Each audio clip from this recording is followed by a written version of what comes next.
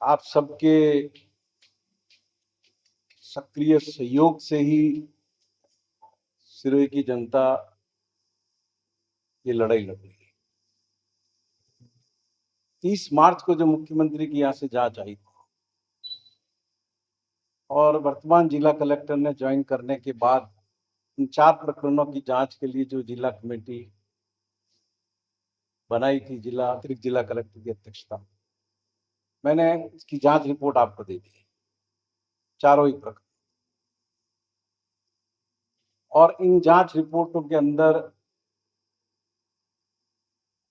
जो बदनीयती से तैयार हुई है, राज्य हित के विपरीत बनाई गई है, उसके संबंध में मैंने वापस माननीय मुख्यमंत्री जी को पत्र लिखे। उन पत्र की प्रति भी आपको उपलब्ध कराई थी। तो बात यह है कि जो राम झरोखा के 8 पट्टे हैं बनाए गए, जो जयराम दास जी के पट्टे के आधार पर, मंदिर का न्यास पंजीकृत है और मंदिर की भूमि का पट्टा पहले से नहीं। बीडीएम ये कहते हैं, वो कमेटी ये कहती है कि 2001 में जो वसीयत बनी इसमें इस पट्टे का जिक्र नहीं। तो सिरोही के प्रशासन को इतनी समझ तो होनी चाहिए कि जो पट्टा 2002 में बना है उसका उल्लेख 2001 की वसीयत में कैसे होगा। इनकी पूरी जांच नगर परिषद ने जो इनको कागज दिए उसके आधार पर, न तो मंदिर भूमि का पट्टा कैसे बना 2002 में उसकी कोई जांच की, न उसके आवेदन देखे, न वो पत्रावली देखी। और ये रजिस्टर्ड ट्रस्ट है, इसके बाद भी देवस्थान से किसी भी तरह की कोई सूचना, जानकारी, क्या लीगल स्टेट किस चीज का है क्या नहीं है, कोई जानकारी उन्होंने प्राप्त नहीं की। और पूरी जांच उस दिशा में मोड़ी कि इन 8 पट्टा धारकों को फायदा कैसे, और मंदिर का अधिकार मानने से इनकार कर दिया। सबसे ज्यादा पीड़ा और कष्ट का विषय यह है, जांच इनको ये करनी चाहिए थी कि मंदिर भूमि पर पट्टे जारी करने में जानबूझ करके गलत रिकॉर्ड, तथ्य छुपाना, अधिकार क्षेत्र से बाहर जाकर के कार्रवाई करना, लाभार्थियों और अधिकारियों की क्या मिली भगत है, क्या साठगांठ है, किसी बिंदु पर कोई जांच। अब इन 8 गलत पट्टों को जारी पीछे करने के पीछे कौन जिम्मेदार है? अब ये कहते हैं पट्टे निरस्त करने के आदेश पर स्थगन।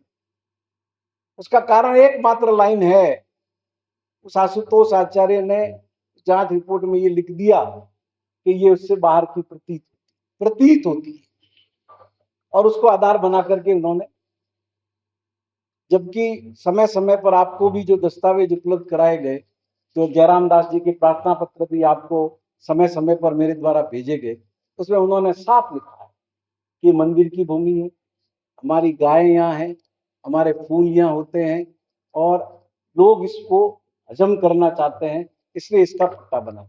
और तत्कालीन बोर्ड ने जो भारतीय जनता पार्टी का था, इसी आधार पर इस भूमि का उनके नाम नियमन किया। कोई जयराम दास जी अपने घर से लेके आए थे क्या? जमीन तो मंदिर की थी और वो उसके महंत थे, इसलिए उनके नाम से पट्टा बना। तो अब ये नई बात एक लेकर के आगे सिरोही का हमारे महान अधिकारी कि ये तो जमीन हमारे खाते की। उन पट्टा धारकों को फायदा पहुंचाने के लिए कि रिकॉर्ड पर इसकी एंट्री हमारे नाम पर, तो ये एंट्री ठीक करने का दायित्व किसका? आपने अपना रिकॉर्ड ठीक नहीं किया, आपने उसका म्यूटेशन सही नहीं किया, और जो एंट्रीज आपको करनी थी वो नहीं किया आपने, तो प्रशासनिक चूक का लाभ आप मंदिर को अधिकार विहीन करके थर्ड पार्टी को कैसे दें? जिनका कोई लेना देना नहीं है, कोई अता पता नहीं है जिनका। तो इतनी भारी बेईमानी इस जांच रिपोर्ट में हुई है, जो आप अवलोकन करेंगे तो आपको पता चलेगा। अब जो मंदिर की भूमि है, उसकी जो 99 साल की स्कूल की लीज हुई, कोई एक लाइन उस पर नहीं, कोई इसके बारे में वो जांच समिति किसी तरह का कोई अंकन नहीं करती। अब वो तो मौके पर भी रिकॉर्ड के अंदर है जमीन मंदिर के, 75 लाख रुपए का लेन देन इसमें वो जो नोटरी के जरिए एग्रीमेंट हुआ उसका दिखाया है। कहां से आया, क्यों जांच नहीं की, क्यों आपने ईडी को नहीं लिखा, क्यों इनकम टैक्स को नहीं लिखा, पैसा कहां से आया। लेकिन पूरी तरह से सारे बिंदु को राजनीतिक दबाव में पूरी तरह से नजरअंदाज कर दिया, और ये धर्म संपदा को जो हड़पने का षड्यंत्र सिरोही में चल रहा है, उसमें पार्टी भी।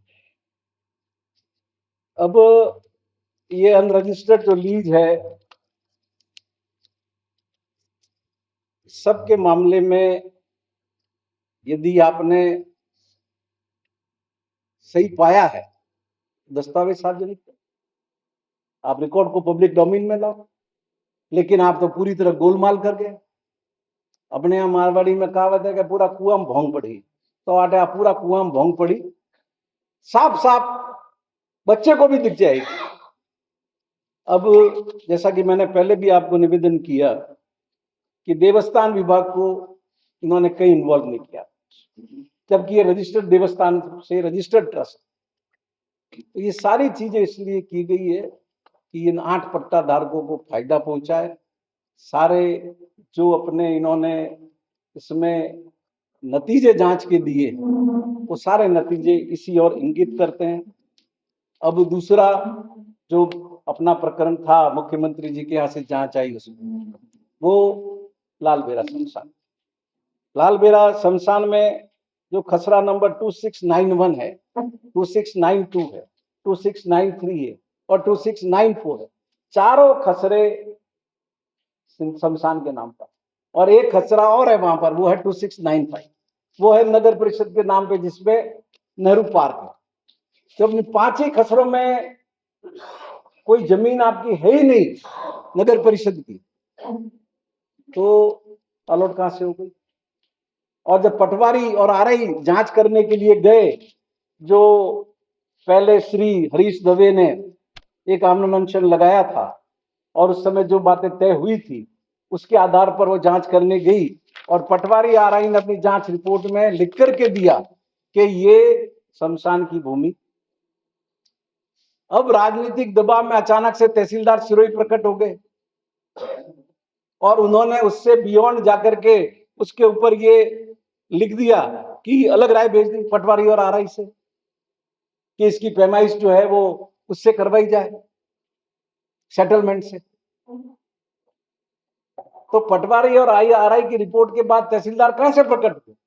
साफ साफ तौर पर तहसीलदार सिरोही ने राजनीतिक दबाव में उस संस्था को फायदा पहुंचाने के लिए शमशान भूमि के मामले में गुमराह किया। और ये तरीका होता है कि आप सेटलमेंट का कह दो, सेटलमेंट की टीम पता नहीं कब आएगी, कब जांच होगी, लटका रहेगा। मीनवाइल इन्होंने कब्जा कर लिया, जाके तोड़फोड़ की वहां पर, और परमिशन और मान ली, जबकि ये सबको पता है, सिरोही के बच्चे को पता है कि ये जमीन शमशान की है।